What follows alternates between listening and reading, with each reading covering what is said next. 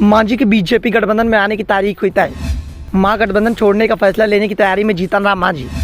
नीतीश की तरह मांझी भी पलटी मारने में माने जाते हैं माहिर। बिहार में महागठबंधन में बड़ी सेंध लग गई है। जल्द ही 7 पार्टियों का महागठबंधन 6 पार्टियों में तब्दील हो जाएगा। एक पार्टी महागठबंधन से खिसक जाएगी और इसकी जमीन भी तैयार हो गई है। बस इंतजार तारीखों का चल रहा है और वो तारीख भी तय हो गई है। कुछ दिनों पहले केंद्रीय गृह मंत्री अमित शाह पटना आए थे। इसके बाद से ही महागठबंधन में शेरमारी की कोशिश तेज हो गई थी और जब पूर्व सीएम जीतन राम मांझी ने अमित शाह से मुलाकात की तो फिर ये भी साफ हो गया कि बीजेपी की नज़र जीतन राम मांझी पर है। इस मुलाकात के बाद एनडीए में शामिल होने की चर्चा को लेकर जीतन राम मांझी सुर्खियों में आ गए थे।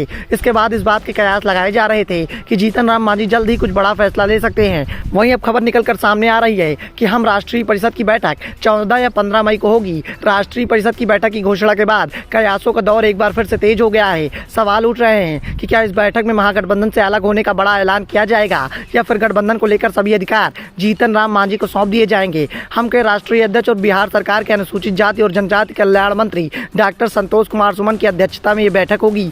2 दिवसीय राष्ट्रीय परिषद की बैठक संभवतः बिहार के राजगीर में होगी। बैठक में पार्टी के तमाम दिग्गज नेता मौजूद रहेंगे।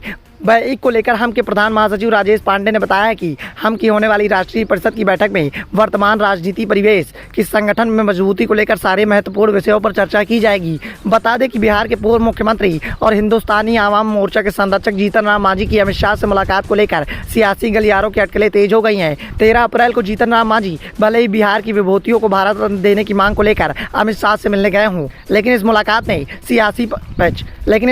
से सियासी पारा चढ़ गया है। जीतन राम मांझी भी पलटी मारने में कभी देर नहीं करते हैं, कई बार ऐसा कर चुके हैं। वहीं अब राष्ट्रीय परिषद की बैठक को लेकर एक बार फिर से सियासी पारा तेज हो गया है।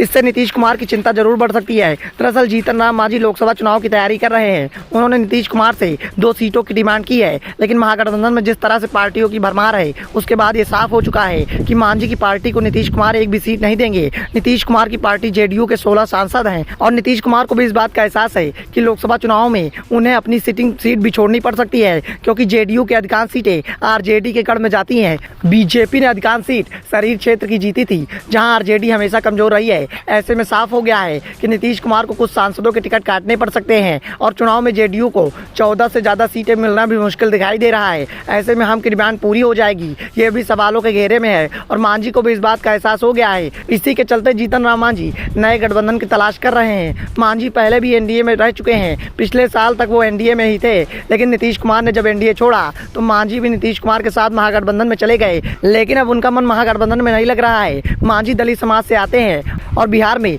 मुसहर जाति जिससे मांझी आते हैं उसकी आबादी करीब 3% है। वैसे इसका सही आंकड़ा क्या है ये जल्द ही साफ हो जाएगा, क्योंकि बिहार में जातिगत जनगणना का काम जल्द ही पूरा हो सकता है। ऐसे में अगर मांझी महागठबंधन से अलग हो जाते हैं और एनडीए में आ जाते हैं तो एनडीए को इससे बहुत फायदा मिल सकता है, क्योंकि चिराग पासवान पहले ही बीजेपी के करीब हैं। ऐसे में बिहार में अधिकांश दलित आबादी का वोट बीजेपी को मिल सकता है। Bureau report, the such India.